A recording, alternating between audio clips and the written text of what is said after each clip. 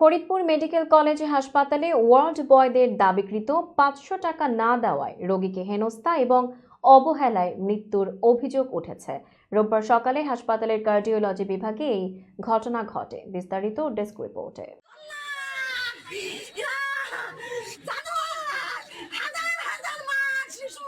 মারা যাওয়া রোগী স্বপ্না বালা ফরিদপুর জেলার ভাঙ্গা উপজেলার বিশরীকান্দি গ্রামের প্রাণকৃষ্ণ বালার মেয়ে এবং মাদারীপুর জেলার রমেন হালদারের স্ত্রী। তার ছোট দুটি শিশু সন্তান রয়েছে।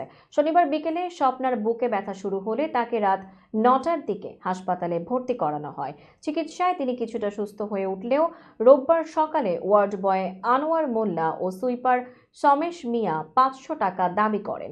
টাকা না দেয়ায় তারা স্বপ্নাকে জোর করে অন্য একটি বেডে নিয়ে ফেলে দেন। এ সময় তার ক্যানোলা খুলে রক্ত বের হতে থাকে এবং অক্সিজেন সঠিকভাবে সংযুক্ত না করায় মাত্র ২ মিনিটের মধ্যেই তার মৃত্যু হয়।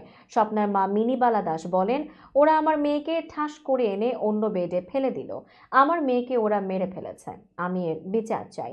স্বজনরা প্রতিবাদ করলে তাদের ওপর হামলা চালানো হয়। অভিযোগ রয়েছে ওয়ার্ড বয়রা স্বজনদের কিল ঘুষি মেরেছেন। ঘটনার পর মৃত স্বপ্নার এক স্বজন অভিমন্যু হাসপাতালের পরিচালক ডক্টর হুমায়ুন কবিরের কাছে লিখিত অভিযোগ দিয়েছেন। এতে উল্লেখ করা হয়, ভালো বেডের জন্য ৫০০ টাকা দাবি করা হয়েছিল এবং টাকা না দেওয়ায় স্বপ্নাকে অবহেলা করে মৃত্যুর মুখে ঠেলে দেওয়া হয়েছে।